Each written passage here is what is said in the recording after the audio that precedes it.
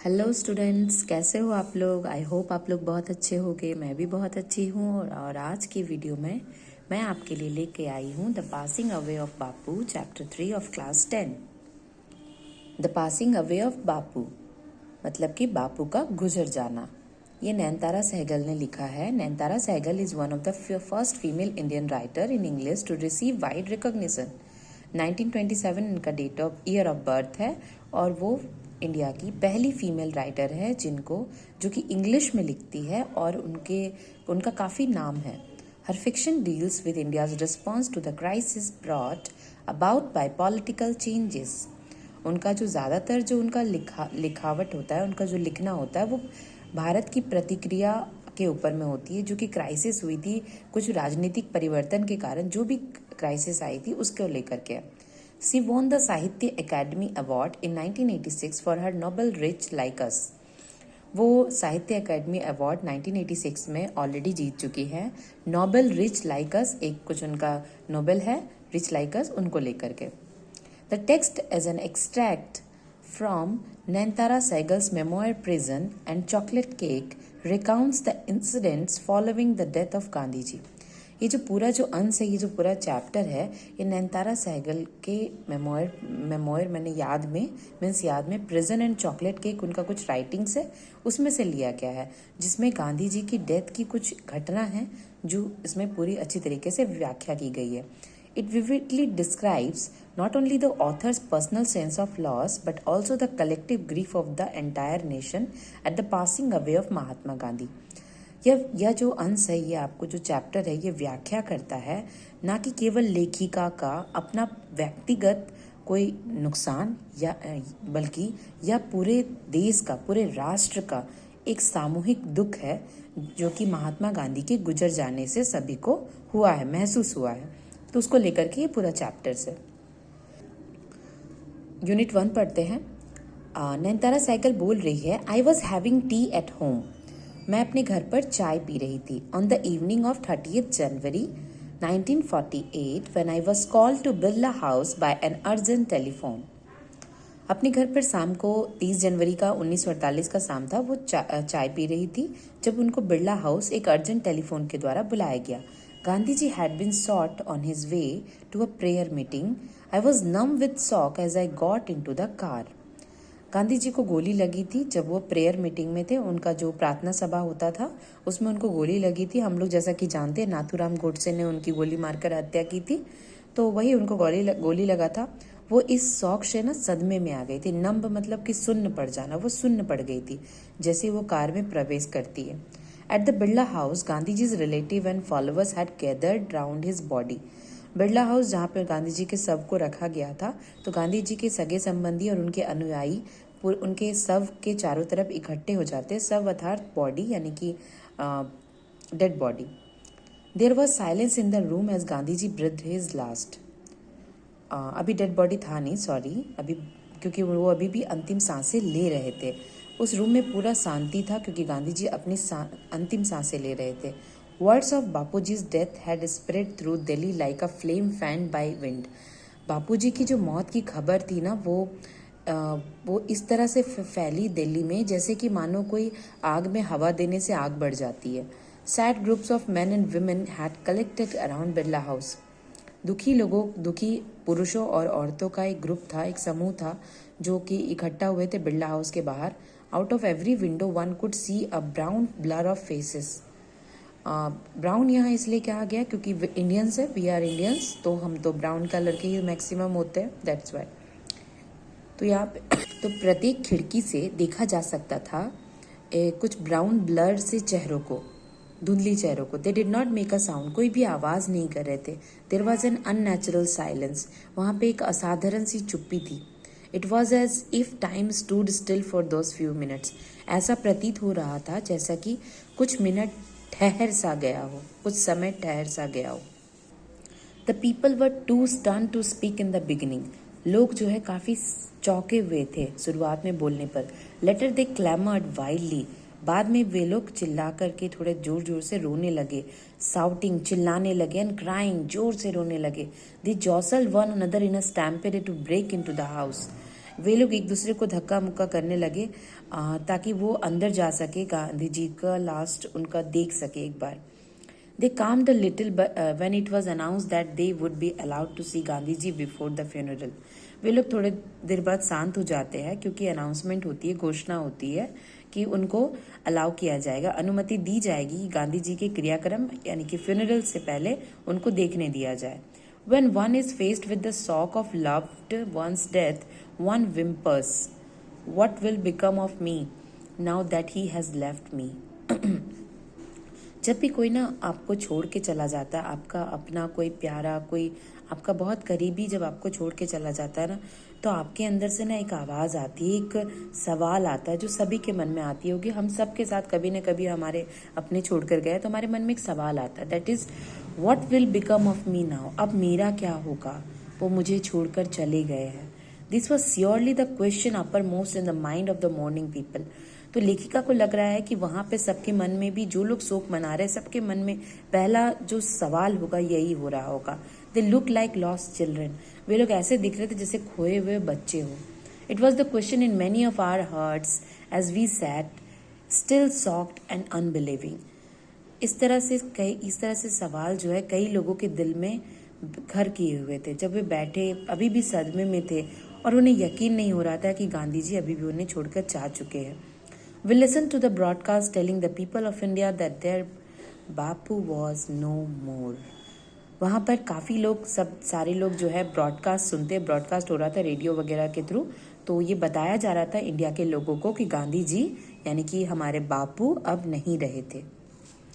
तो यहाँ पे हम लोग पहले कॉम्प्रिहेंशन एक्सरसाइज कर लेते, फिर यूनिट 2 एंड यूनिट 3 करेंगे। Number 1, Gandhi ji had been shot on his way to a prayer meeting. The author came to know of Gandhiji's death by a telephone call. When one is faced with the shock of a loved one's death, one whimpers. यहाँ fill in the chart है date on which Gandhiji was shot dead.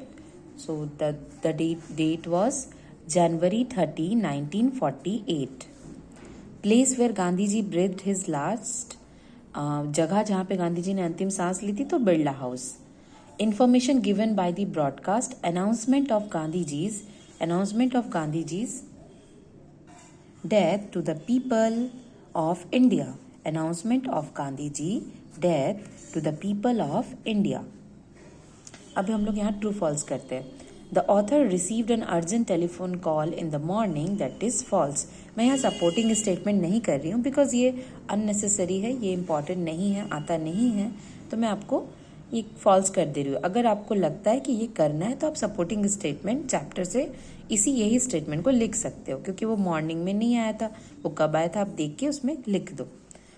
People attempted to break into the Birla house. True. The news of Gandhiji's death did not shock the people. False. They are shocked. They were shocked. Unit 2. Gandhiji's funeral was to take place the day after his death.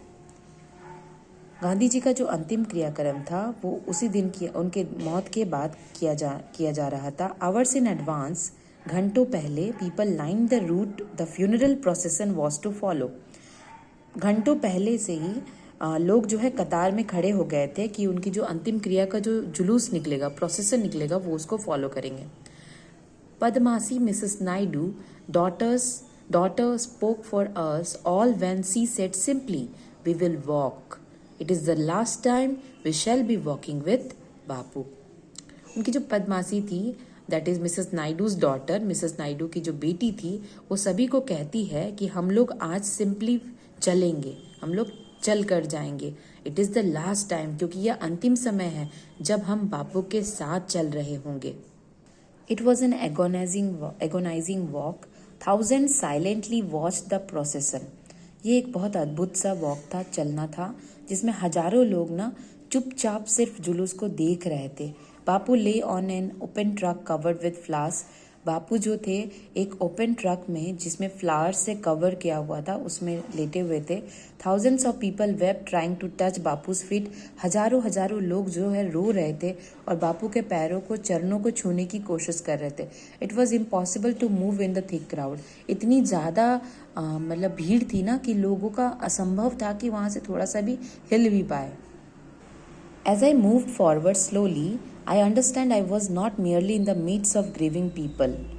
मैं जैसे ही थोड़ा आगे move करती हूँ धीरे धीरे मुझे समझ आता है, या मुझे है नैनतारा सहगल जी, लेखिका जी है, वो कहती है कि मैं दुखी लोगों के बीच में थी। This was even more than the funeral प्रोसेसन of India's beloved leader. या मतलब ये जो फ्यूनरल प्रोसेसन था ना, ये कुछ अलग ही फ्यूनरल प्रोसेसन था। क्रियाक्रम का जो अंतिम यात्रा था, जुलूस था, वो कुछ अलग ही था, बिकॉज ये भारत के सबसे प्रिय नेता का अंतिम यात्रा था। I was among people for home walking with Bapu had a special meaning. मैं उन लोगों के बीच खड़ी थी, जा रही थी, जो जिनके लिए बापू एक स्पेशल, एक खास महत्व रखते हैं। We had walked with Bapu over the rough and smooth of India's recent history. हम लोग चले थे बापू के साथ खुरदुरी और समतल सतह पर भारत की प्राचीन इतिहास में रिसेंट हिस्ट्री, जो अभी करंट हिस्ट्री इतिहास है, उसमें हम लोग चले थे, अर्थात काफ़ी सारी घटनाएं हो चुकी थी।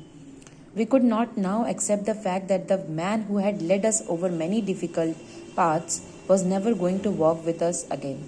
क्योंकि देखिए ये भारत की आज़ादी के बाद का समय है। 1947 हमारा देश आज़ाद हो चुका था, तो उसके पहले काफ़ी सारे से दांडी यात्रा हुए थे, असहयोग आंदोलन हुए थे, सविनय अवज्ञा आंदोलन हुए थे, तो काफ़ी सारे मूवमेंट हुए थे ऑलरेडी, जिसमें बापू लीड करते थे पूरे प्रोसेसन को। तो लोगों को वो दिन याद आ रहा है। वी कुड नॉट, तो वो लोग ना एक्सेप्ट नहीं कर पा रहे कि जो इंसान हमें लेड करता था, हमें लीडरशिप देता था, नेतृत्व करता था कठिन राहों को पार करने में was never going to walk with us again, वो अब हमारे साथ नहीं चलेंगे। Bapu slight figure had walked staff in hand over a large part of India. Bapu का जो फिगर था ना, वो चल रहा था, वो स्टाफ इन हैंड, और वॉकिंग स्टिक जो उनका था, लाठी जो था, वो हाथ में था, over a large part of India. ऐसा लग रहा था कि पूरे भारत के एक बड़े से हिस्से में वो लाठी है। To walk is to make slow progress, जो धीरे धीरे आगे बढ़ रहा है। It is to think with clarity and closely look at all that is around you from small insects to the horizon in the distance. यह सोचना है कि स्पष्टता के साथ कि क्लोजली लुक, एक जो सामने से एक दृश्य मिल रहा है, जो आपके आसपास में एक छोटे से कीड़े से लेकर के एक हॉरिजॉन यानी क्षितिज तक, जहाँ पे आसमान और समुद्र मिल जाता है, उस दूरी तक। Moreover to walk was often the only way open to the average Indian. वो पूरा वॉक जो था एक भारतीय के लिए ओपन था, हर कोई कहीं से भी आ सकता था। It required no vehicle except his own body and cost him nothing but his energy. इसके लिए सिर्फ कोई व्हीकल, कोई गाड़ी की ज़रूरत नहीं थी, केवल उनका अपना शरीर ही काफ़ी था, और कोई कोई पैसे नहीं लग रहे थे, केवल उनकी ऊर्जा लग रही थी। Gandhi ji took this necessity, Gandhi ji ने ये सब ज़रूरत ली है, as it took much that was commonplace and transform it into a joyful effort. चूँकि ये एक बहुत ही कॉमन प्लेस था, आम ऑर्डिनरी साधारण जगह थी, जिसको उन्होंने एक जॉयफुल एफर्ट में अपनी ज़रूरतों के कारण बदल दिया था। अब हम लोग कॉम्प्रिहेंशन करते हैं। Gandhi ji's funeral was to take place one day after his death. Padmasi was Mrs Naidu's daughter, वो मिसेस नायडू की बेटी थी। While walking, Bapu used to carry in his hand a staff.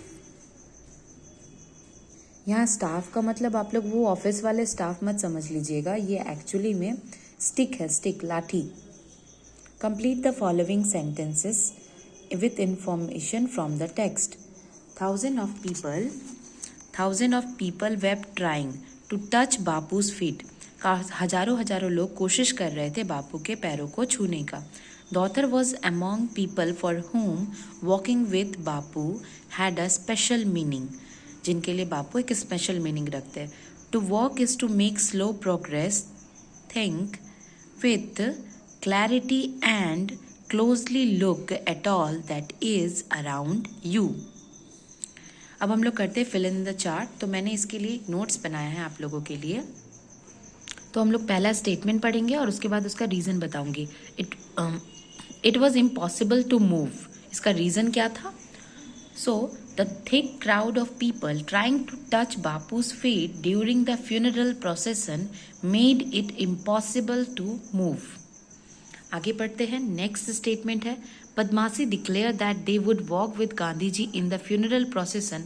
इसका रीज़न है walking with Bapu for the last time was important to her and others who had walked with him throughout India's recent history.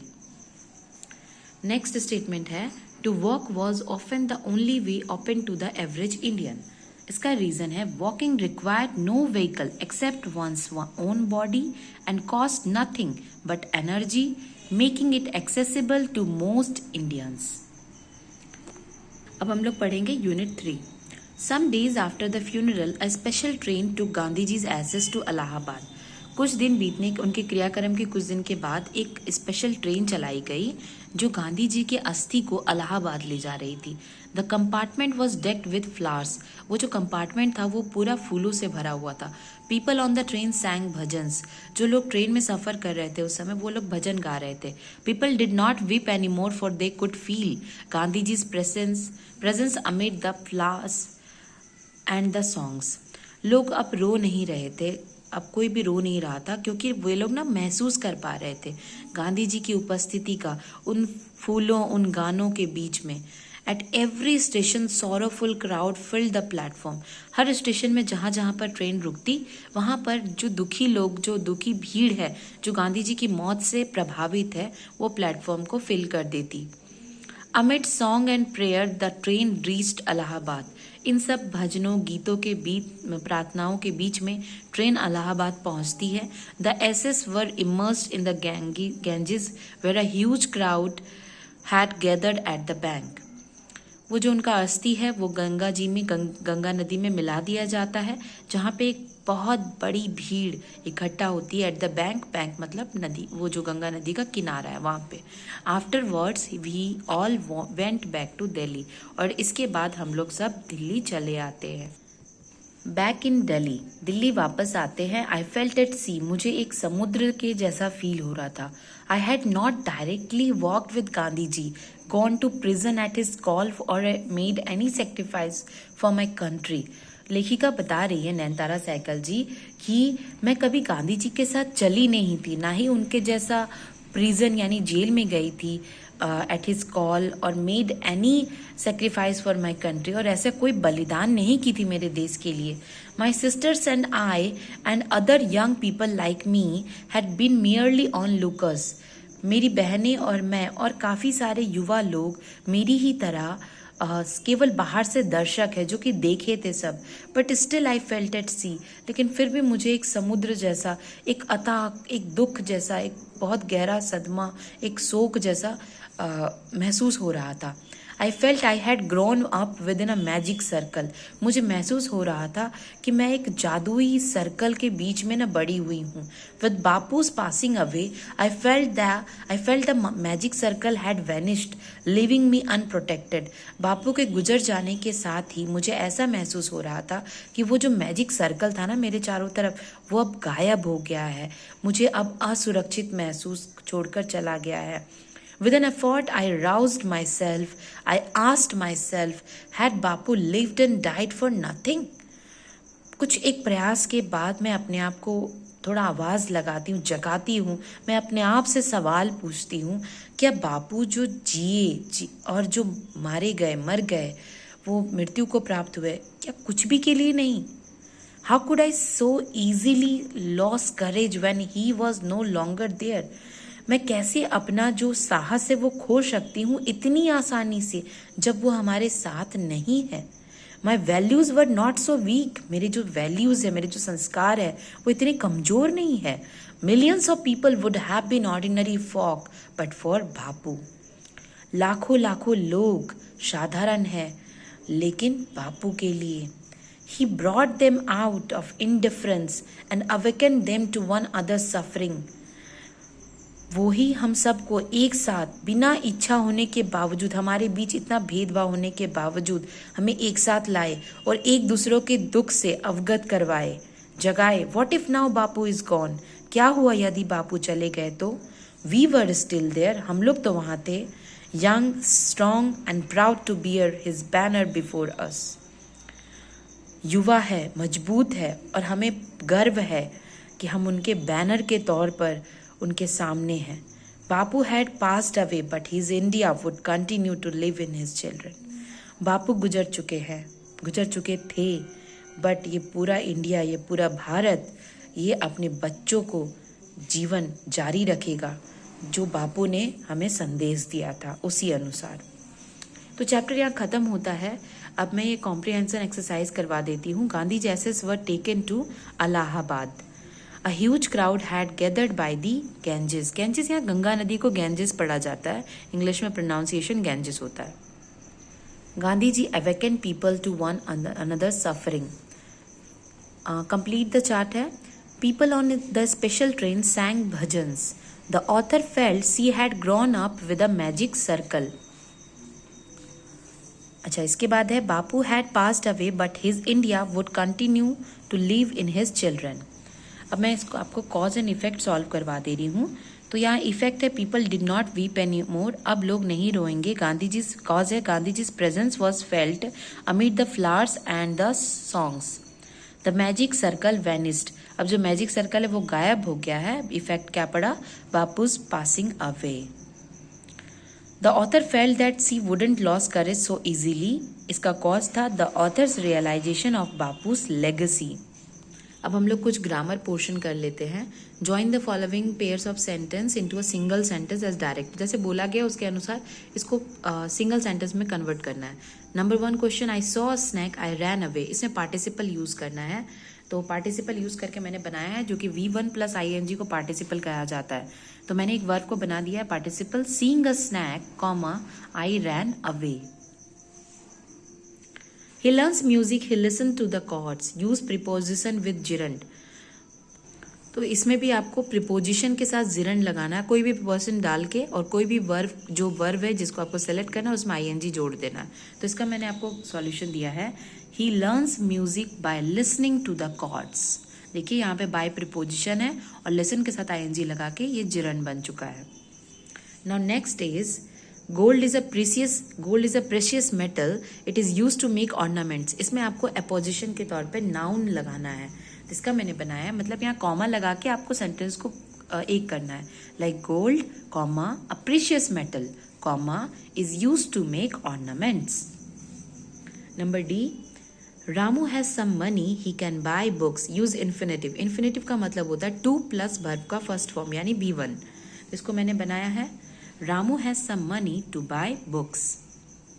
Now next is, the sky was cloudy, he postponed our journey. Use nominative absolute.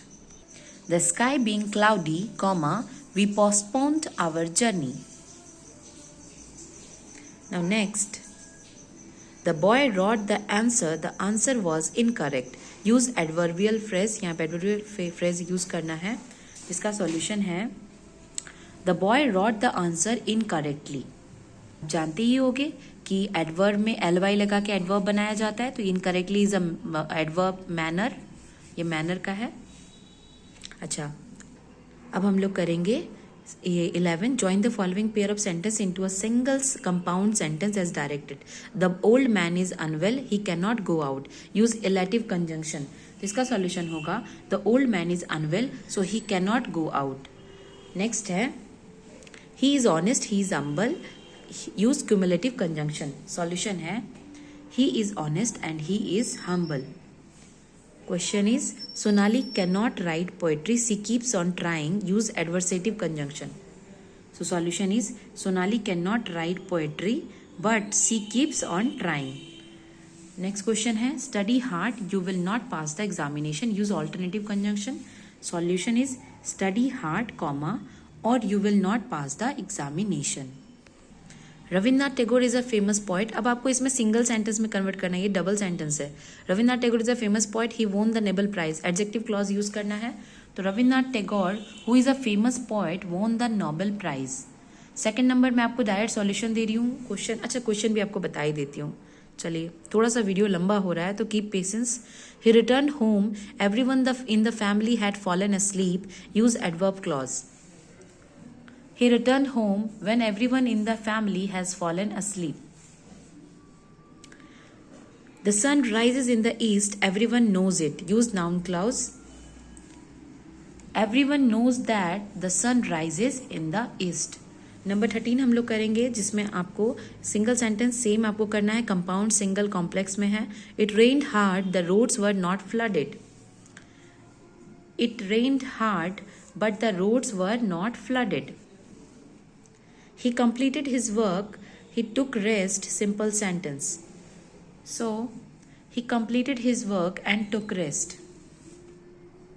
Rahul is a great singer, he can sing different kinds of songs, complex sentence. So answer is Rahul is a great singer who can sing different kind of songs. Number D, the time of departure of the train has changed, Alia knew it. Complex sentence में आपको change करना है। इसका solution है Aliya knew that the time of departure of the train had changed. Number E, I do not watch television, I do not listen to the radio. Compound sentence में आपको change करना है, I do not watch television comma not do I listen to the radio. Number F, the child was short, the child could not pick the guava from the tree. Simple sentence में convert करना है, the child was too short to pick the guava from the tree. Next है split the sentence into two. तो ये आपका single sentence को आप दो सेंटेंस बना देना है। तो है it rained and I could not leave my room. इसका होगा solution, it rained full stop I could not leave my room. Next question, he thought that he could win the race. तो इसका होगा he thought full stop he could win the race. आप समझ रहे हो किस तरह बन रहा है। Having been inform of the trouble the principal left for home. The principal was informed of the trouble, full stop, he left for home. Nasir, who was the captain of the team, scored a century. Number D, Nasir was the captain of the team, he scored a century.